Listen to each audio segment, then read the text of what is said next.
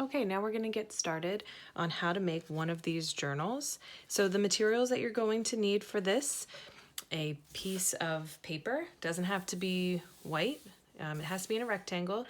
If you have paper that is a worksheet and it has something on one side, but it's blank on the other side, that's fine. You can use that. You're also going to need a piece of thin cardboard if you want to make a cover. If you just want to make the book, all you're going to need is one of these little books. All you're going to need is the white paper. If you want to make a cover, you're going to need some cardboard. Usually a food box works fine. If you have a cereal box, this is from Coke cans, so if you'd like to use something like that, it'll work. It'll fold nicely.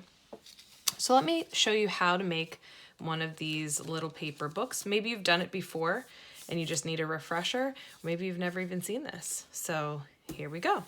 The first thing that I like to do is take my paper and I fold it in half this way. So right now I just have my paper folded in half like a card. Some people call this hamburger style when they fold. I'm gonna fold it one more time, taking the fold that I just made. I'm gonna meet this edge of the paper up here. Give it a good press, okay? All right, now I'm going to just unfold it again this way.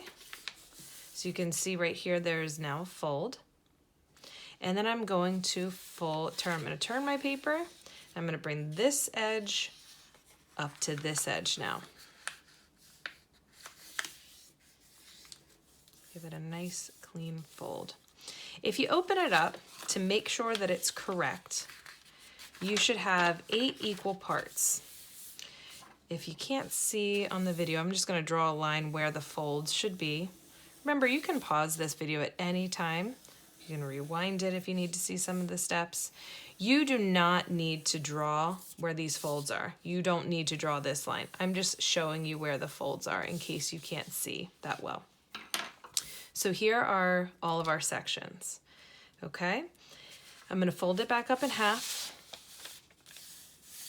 This line right here, so this is the fold, this is the open side. So from the fold to this point is where you're gonna cut. From the fold to here is where you're gonna cut. So just to double check, the fold is here, the open side is over here. Fold is here, open side here. I'm gonna turn my paper, I'm gonna use my scissors, and I'm gonna carefully cut until I get to that fold. Okay, so this has the fold, this has the open side. All right, now here comes, it's not that tricky, but you're just gonna have to do it the right way to make sure that it looks like a book. See how this part is pushing up? You're gonna wanna, this is a fold, you're gonna wanna fold it in the other direction. Now it kind of looks like a little mountaintop. You're gonna push these sides together and you're gonna bring these sides down and crisp up any of these little folds. And then you'll have your book. I'll do that one more time so you can see. So if you've just made your cut here, you're gonna open it up, make it like a little mountain. See that little mountain? And then you're going to you can push these down like this, bring them together, and you have your little book. Now to move from here, if this is your book, you can put your title, you can make my art journal, or you could do the words for the week. You could do one each of these. You could do a walk journal if you were going on walks with your family. You could just journal how you're managing your days, what you're doing, what you're playing with, what you're creating. You could even draw your assignments in here. So if you wanted to create your art journal and you say, I don't have a lot of supplies at home, so I'm gonna draw my Charlie Harper ladybugs in here. You can draw your Charlie Harper ladybugs right in here. This could be the way that you get your art projects done. I'm fine with that. You can do your Charlie Harper cardinal over here. So you get the idea. This is yours. All right. Now I'm going to show you how to make a cover if you want to make a cover. So I'm going to take my piece of cardboard and I'm going to have my tan side out. So I'm going to use this to kind of measure it. So the open side of the book is going to be over here. And I'm going to make a little mark. I'm going to use a Sharpie marker so you can see. You could use a pencil if you want to. I'm going to make a little mark here and a little mark down here. Okay, hopefully you can see that. And bring my other book, open side on this side. Make another little mark. These are just helpers. I'm leaving a little bit of a space in between to make a fold. So I have about the right size. And cap my marker. I'm gonna cut it out.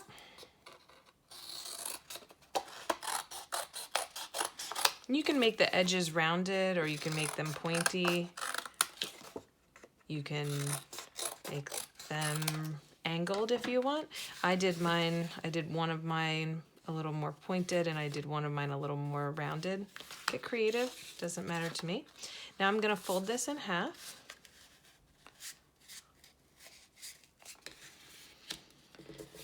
Give it a good press. You can even use something to help you press it down with. This is just a glue stick.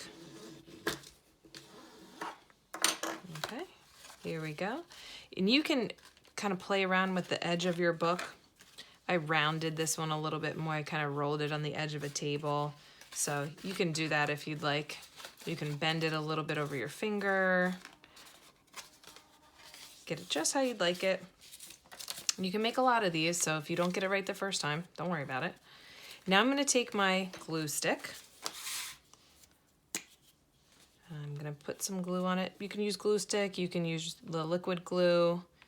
You could try to use tape. I haven't used tape yet. You could certainly try it. If you don't have any of the glues at home, you can always make the supplies, and once you get back to the classroom, we can put it together for you. So don't think that just because you don't have glue, you can't participate in it. You can always make your cover.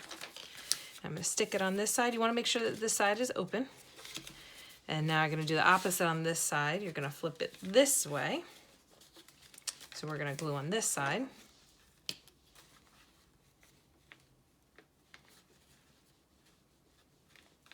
All right. You can do a little bit better glue job like I told you before. I try to kind of keep it moving. Line it up best you can.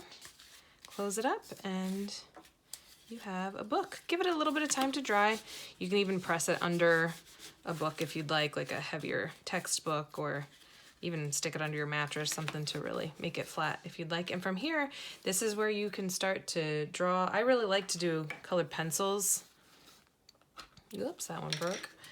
I have another white one here. I like to do colored pencils on cardboard. I think it looks pretty neat. You can paint this.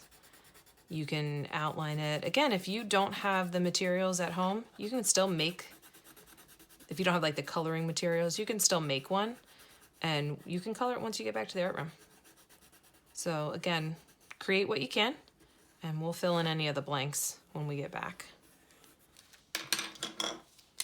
So you can have lots of fun creating your own little books. So you can branch out from this. This doesn't just have to be an art journal. Maybe you love to write. Write some stories in there. Do some illustrations. You never know where this time can take you. There's going to be a little bit of space in between, but that's fine. You could paint that. You can decorate it. You can trim your edges if you want. Here, maybe I'll try something different. I'll just cut them like that, like at an angle. I haven't done that yet. Something different. Now I have 3 books. I wonder where it's going to take me. Hope you enjoyed and have lots of fun. Stay creative.